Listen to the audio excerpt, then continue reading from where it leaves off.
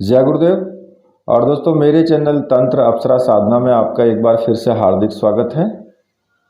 और देखिए, आज की जो वीडियो है वो आपके लिए बहुत ही खास होने वाली है, क्योंकि मुझसे बहुत बार कमेंट में भी और दूसरे कॉल पर भी और तीसरा मैसेज में भी बहुत बार कहा गया है कि हमें कोई ऐसी साधना बताइए कि जिससे हम किसी भी प्रश्न का उत्तर अपना प्राप्त कर सकें। अब जैसे कि मान लिया कुछ लोग लॉटरी खेलते हैं, सट्टे का नंबर जानना चाहते हैं, तो उनके लिए भी ये साधना बहुत महत्वपूर्ण है। और अगर आपको अपने आप से संबंधित कोई क्वेश्चन आपको पूछना है या किसी दूसरे व्यक्ति से संबंधित किसी भी प्रकार का कोई भी प्रश्न है आपका, तो आप उसके लिए भी ये साधना कर सकते हैं। और देखिए, साधना तो मात्र केवल एक दिन की है, बस केवल एक दिन की। और ये जो साधना है ये एक भूतनी साधना है। अब इसमें आप कहेंगे कि जी करण पिशाचनी या फिर और त्रिनेत्र जागरण साधनाएं हैं, दूसरी कर्ण मातंगी भी है, फिर ये भूत प्रेत भी आपको क्या क्वेश्चन के आंसर बता सकते हैं? तो वास्तविकता तो यही है कि जहाँ पर हम लोगों के सोचने समझने की शक्ति नहीं होती है, वो ये परलौकिक जो चीज़ें होती हैं, जो आत्माएं होती हैं, वो सब जानकारी आपको बता सकती हैं। तो ऐसा नहीं है कि भूत प्रेत या भूतनी या प्रेतनी वो आपको नहीं बता सकती, कोई भी प्रश्न का आंसर वो भी बता सकती हैं। तो देखिए, इस वीडियो को आप पूरी देखना, और ये वीडियो आपके लिए बहुत ही महत्वपूर्ण भी है। यहाँ पर मैं कुछ आपको पहले बता देता हूँ। देखिए, मनुष्य की जो कल्पना है उसका एक निश्चित दायरा होता है, उससे आगे वो नहीं सोच सकता, उस दायरे से आगे बिल्कुल भी नहीं सोच सकता है।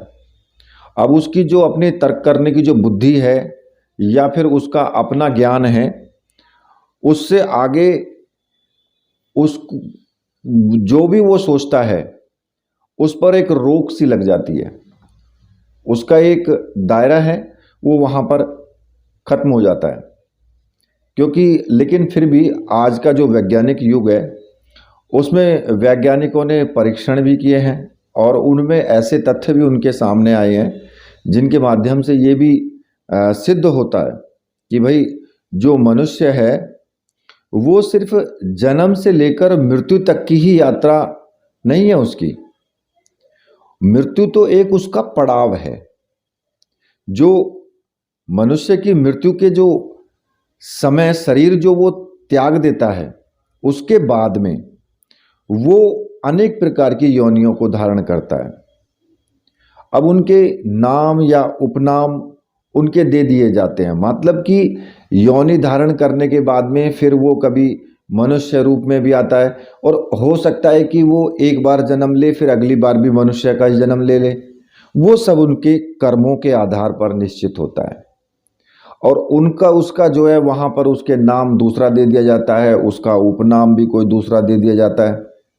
लेकिन भले ही आज का जो विज्ञान है वो इस तथ्य पर जो है अभी शोध ही कर रहा है, लेकिन जो हमारे प्राचीन जो ऋषि मुनि थे उन्होंने इस विषय पर सैकड़ों साल, हजारों साल पहले बहुत ही जो गोपनीय विषय है उसमें जो उन्होंने अपनी जो बुद्धि के अनुसार सोच समझ करके जो भी ग्रंथ लिखे हैं और जो उन्होंने हम जैसे मनुष्यों को प्रदान भी किए हैं कि भाई मनुष्य जो है मृत्यु के बाद में उसकी जो गति होती है उसके कर्म के अनुसार होती है, और उसे अनेक प्रकार की योनि उसको प्राप्त होती हैं, फिर उसका पुनर्जन्म भी होता है। लेकिन देखिए, इसमें काफ़ी सारे भेद हैं, लेकिन जो प्रचलित हैं उनमें हैं भूत प्रेत पिशाच राक्षस ब्रह्म राक्षस, ये सब योनियाँ प्रचलित हैं इसमें, और जो कि हमारे कर्म के अनुसार ही हमको वो सब प्राप्त होती हैं। अब ये विषय तो बहुत ज़्यादा लंबा विषय हो जाएगा। यहाँ पर देखिए, इस विषय पर मैं आपके सामने चर्चा नहीं करूँगा। यहाँ जो मैं चर्चा करूँगा वो एक भूतनी साधना के विषय में चर्चा करूंगा।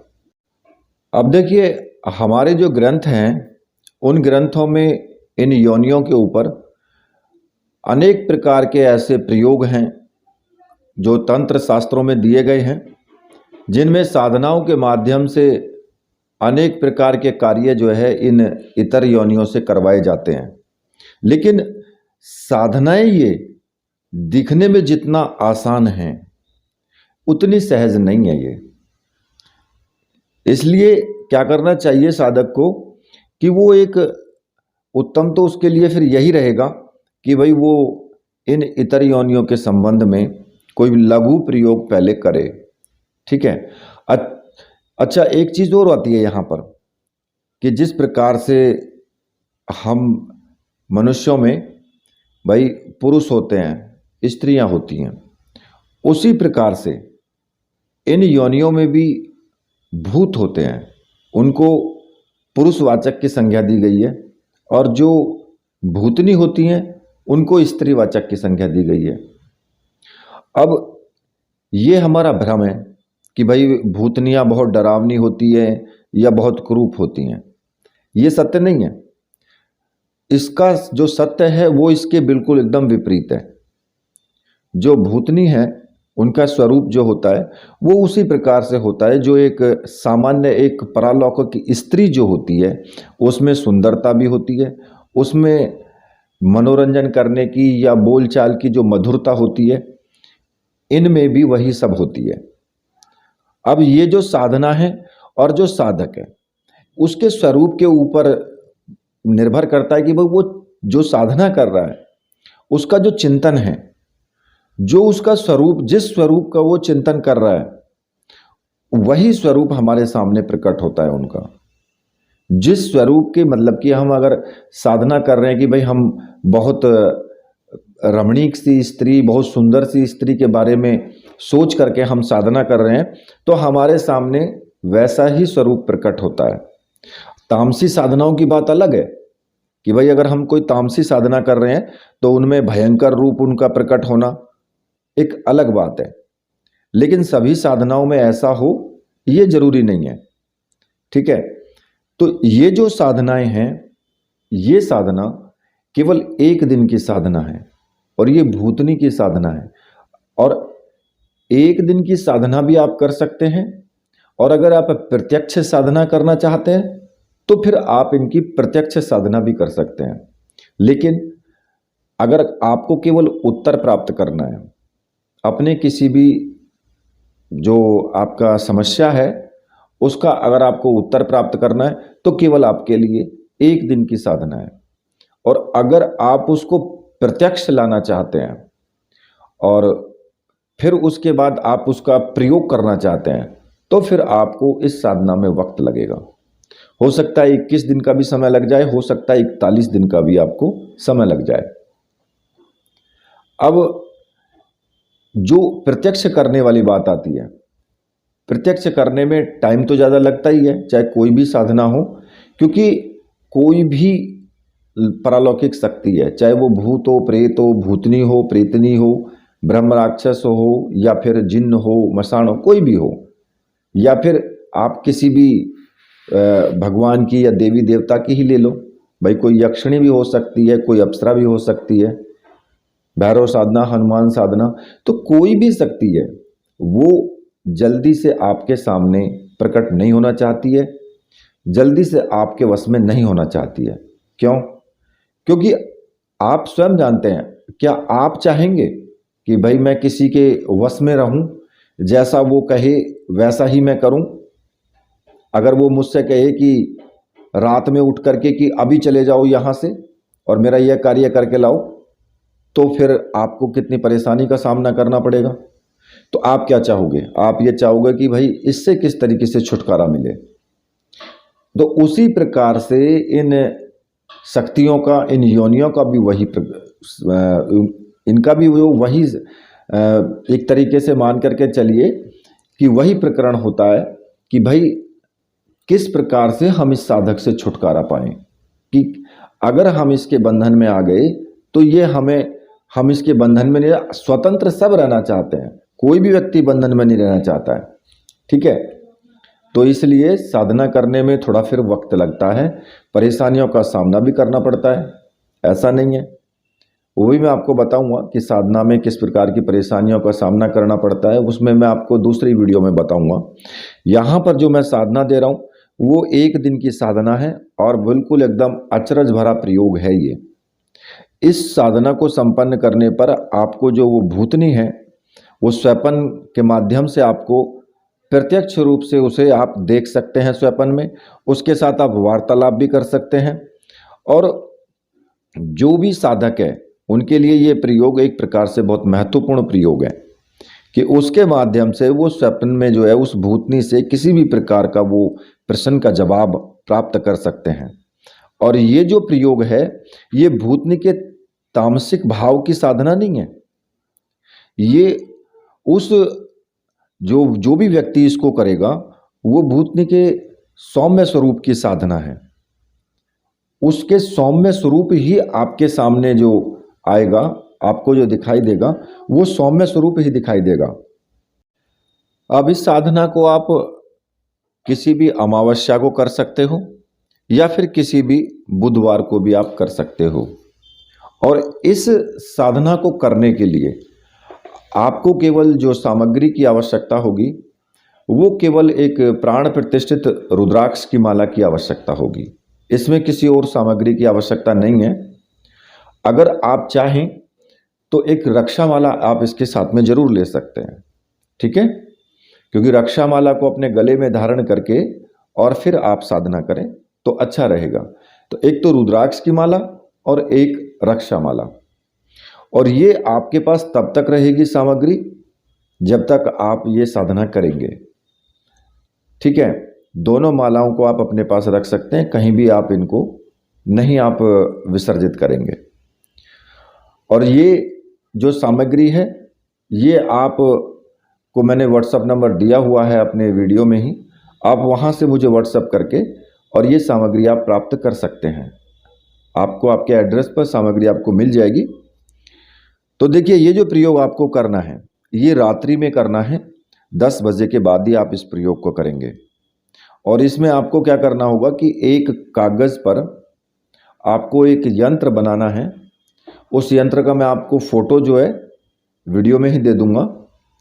पहले आप सबसे पहले एक गोल घेरा बनाएंगे और गोल घेरे के अंदर एक त्रिभुज बनाएंगे, ठीक है। और उस त्रिभुज के अंदर प्रत्येक कोण पर आपको ब्रह्म लिखना है, ठीक है। बस केवल इतना ही आपको ये बनाना है।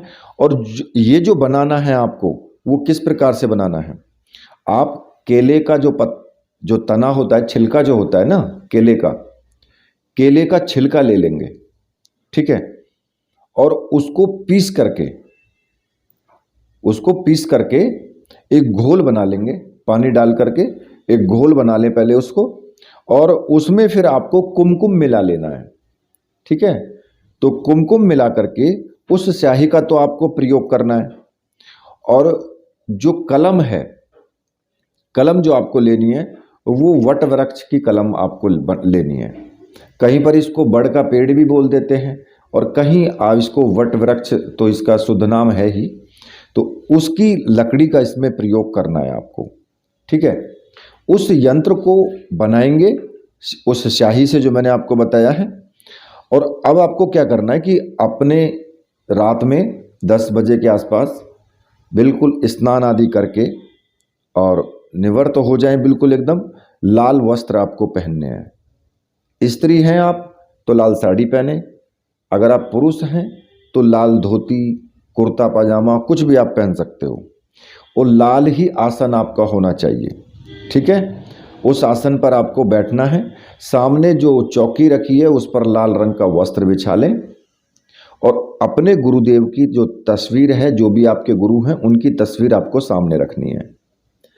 अगर आपने डॉक्टर नारायण दत्त श्रीमाली जी को गुरु माना है तो उन्हीं की तस्वीर आपको सामने रखनी है। अगर भगवान शिव को गुरु माना है तो उन्हीं की तस्वीर आपको सामने रखनी है, ठीक है। अच्छा, यंत्र बनाने के बाद आपको एक प्लेट भी वहां पर रखनी है चाहे आप स्टील की रखें, तांबे की रखें, कैसी भी रखें, वहीं पे रख लेनी है।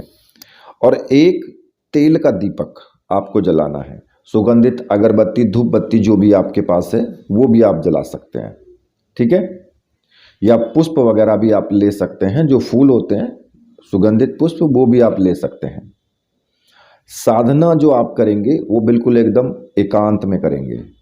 या तो आपका एकांत रूम हो, उसमें साधना कर सकते हो, या फिर अगर आप अपने पूजा घर में भी साधना करते हो तो वो एकांत होना चाहिए रात्रि में। फिर 10 बजे के बाद जब आप साधना करेंगे तो कोई भी व्यक्ति उसमें प्रवेश नहीं करना चाहिए, उतने टाइम तक जितने टाइम तक आप उसमें साधना करेंगे, ठीक है।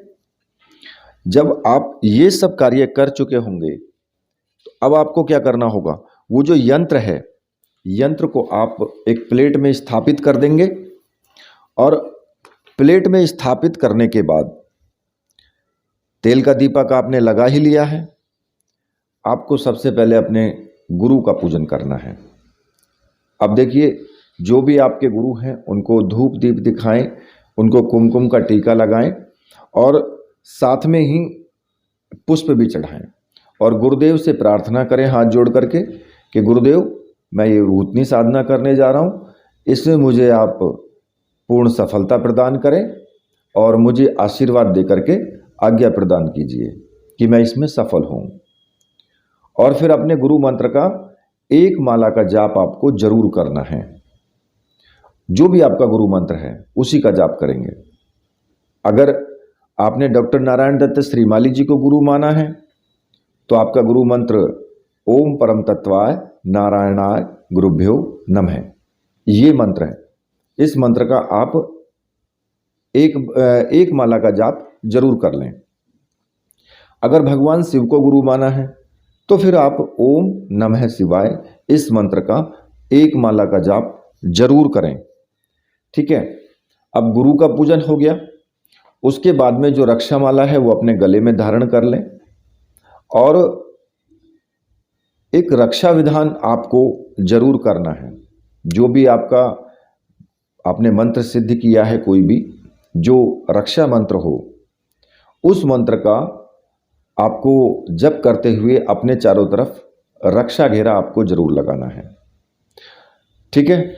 जो भी आपका रक्षा मंत्र है, आपने जो भी सिद्ध किया है, उसका रक्षा घेरे का मंत्र से आपको अपना सुरक्षा चक्र बना लेना है।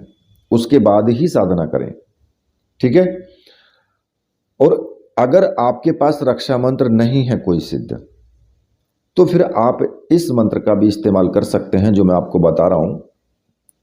थोड़े से चावल ले लें, अपने उल्टे हाथ में रखें और सीधे हाथ से सभी दिशाओं में चावल फेंकते हुए उस कमरे के अंदर ही बैठे बैठे ही सभी दिशाओं में चावल फेंकते हुए आपको जो मंत्र जाप करना है, ओम असर्पंतु ये भूता है भूमि संसिता, ये भूता है विघ्न कर्तास्ते नश्यंतु शिवाज्ञा, अब क्रमाणांतु भूतानि पिशाच सर्वतो दिशम सर्वेशाम विरोधेन पूजा कर्म समारंभे। इस मंत्र का एक बार उच्चारण कर लें और सभी दिशाओं में चावल आप फेंक दें, तो आपका ये एक रक्षा विधान हो जाएगा। एक नॉर्मल रक्षा विधान भी है और बहुत तीव्र रक्षा विधान भी है, ठीक है।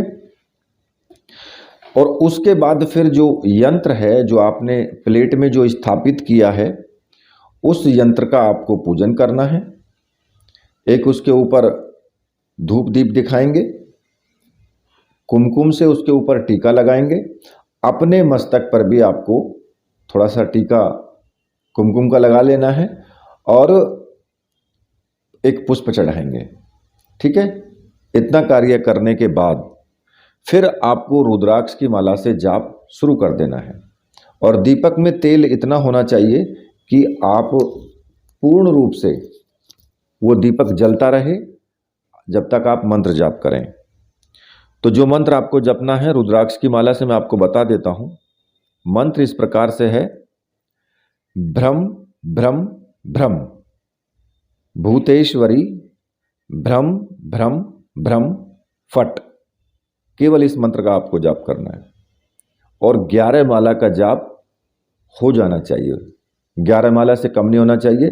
11 माला का जाप करने के बाद जब आपका जाप पूर्ण हो जाए तो जो दीपक जल रहा है ना, उस जलते दीपक में जो यंत्र रखा हुआ है जो आपने कागज पर बनाया है, ठीक है, उस कागज को वहां से यंत्र को उठाएं और एक जो आपका तेल का दीपक जो जल रहा है उसी दीपक में उस यंत्र को जला देना है, ठीक है।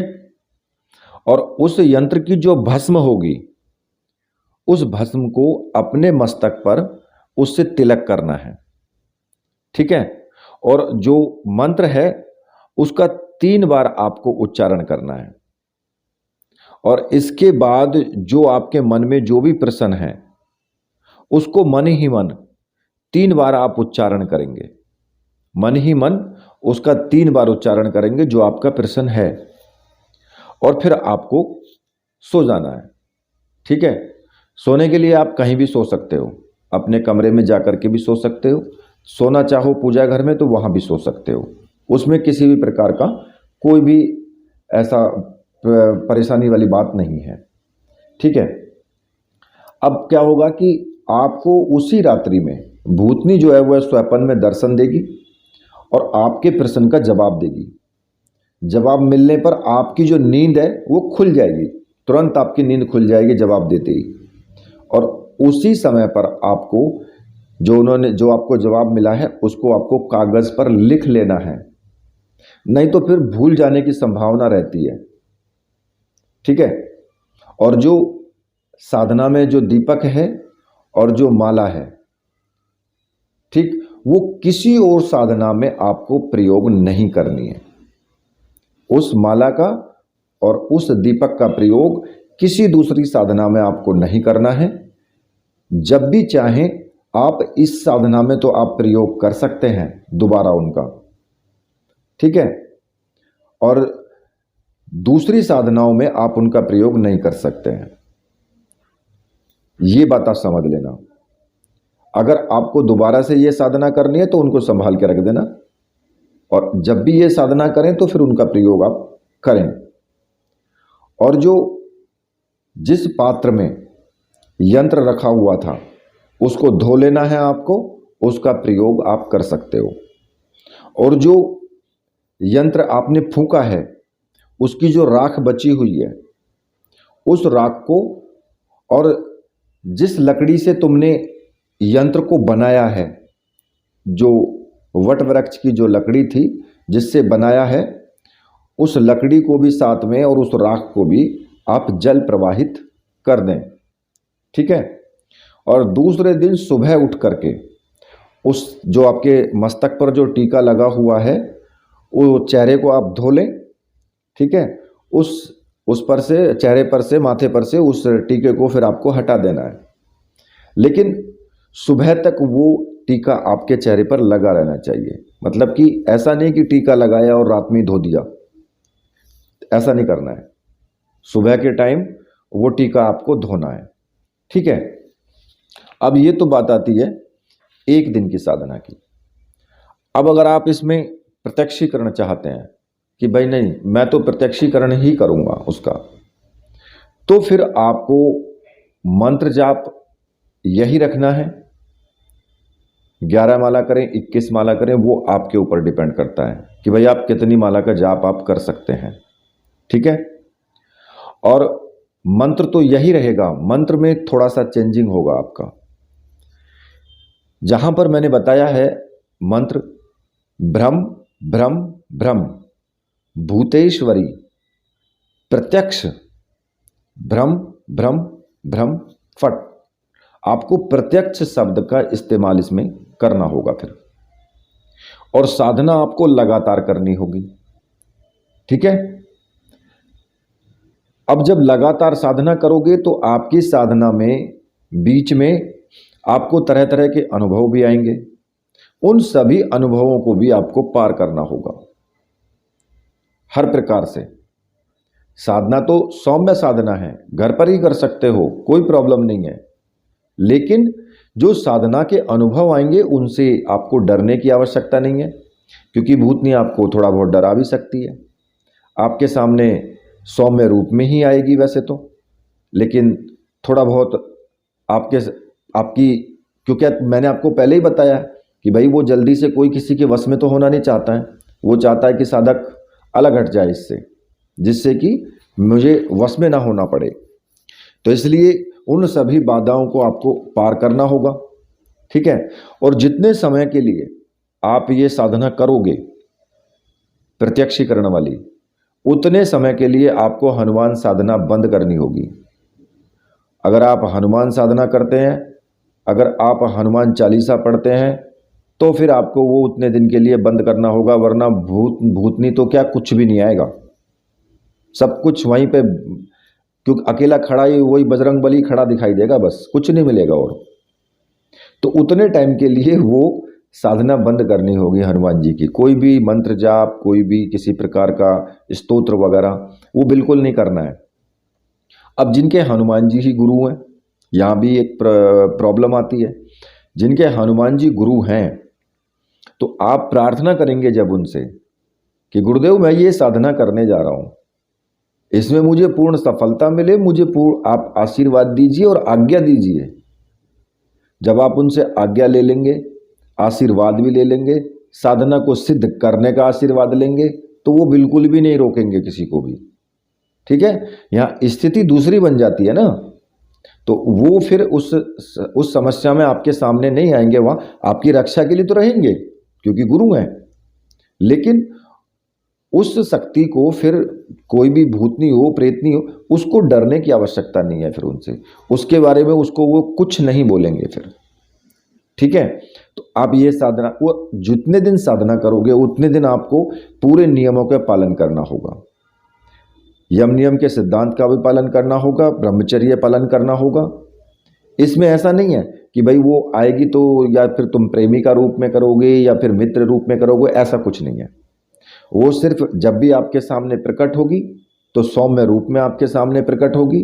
उससे आपको वचन ले लेना है कि जब भी मैं बुलाऊंगा तुम्हें आना होगा और जो भी मैं पूछूंगा उसका मुझे जवाब आपको देना होगा, या जो भी मैं कार्य आपको बोलूंगा वो कार्य तुम्हें करना होगा, ठीक है। वचन दे देगी तो फिर आपकी साधना जो है वो पूर्ण हो गई। अब इसमें वो तुम्हारे ऊपर डिपेंड करता है कि भाई आप साधना को किस तरीके से करते हो, कितने दिन में आप सिद्धि प्राप्त करते हो, वो आपके ऊपर डिपेंड करता है कि भाई आप कितने दिन में उसको सफल कर सकते हैं। आपके धैर्य पर, आपके साहस पर, हिम्मत पर, उस पर डिपेंड करता है। क्योंकि कोई भी शक्ति है जब उसको बंधन में करने के लिए हम चलेंगे तो छटपटाएगी, तो वो है ही, वो सारे अपने हथकंडे आजमाती है, किसी भी तरीके से साधक अपनी साधना बंद कर दे। तो इसलिए उसमें आपको डरने की आवश्यकता बिल्कुल नहीं है, होगा कुछ नहीं, ये तो 100% सत्य है, बिगड़ेगा कुछ नहीं, लेकिन हाँ थोड़ा बहुत डरा धमका तो सकती है, ठीक है। और इतना तो खैर उसका अधिकार भी बनता है कि भाई जब आपको उसको वश में कर रहे हो तो इतना अधिकार तो बनता है। क्योंकि अगर आप किसी भी लड़की को अगर आप चाहें, हालांकि ये प्रश्न नहीं है यहाँ पर, लेकिन मैं एक थोड़ा सा उदाहरण दे देता हूँ। आप चाहते हैं कि मैं मुझसे ये लड़की प्रेम करे, या फिर कोई भी स्त्री है वो मुझसे प्रेम करे, और आप उसको चाहते हैं तो आप उससे बात करेंगे तो जल्दी से तो वो आपको लिए हाँ नहीं करेगी, पहले तो आपको फटकार भी लग सकती है, आपकी पिटाई भी हो सकती है, सारे कार्य होते हैं। तो फिर जब आप वहाँ नहीं डरते तो फिर यहाँ डरने की क्या आवश्यकता है। यहाँ भी तो ऐसा कुछ, वहाँ तो आपकी धूल पूजा भी हो सकती है, वहाँ तो आपके हाथ पैर भी टूट सकते हैं, यहाँ नहीं टूटेंगे, यहाँ कुछ नहीं होने वाला है ऐसा, ठीक है। खैर जो मैंने आपको बताया है उस पर आप ध्यान दें। कोई भी साधना है उसको पूर्ण सचेत होकर के करें, पूर्ण विश्वास से करें, तभी आपको साधना में सफलता प्राप्त होती है, ठीक है। तो इसी के साथ अब मैं वीडियो को यहीं पर समाप्त करता हूँ। मेरे साथ बोली वीर बजरंगबली हनुमान जी महाराज की जय, बोलिए मेरे परमहंस गुरुदेव की जय।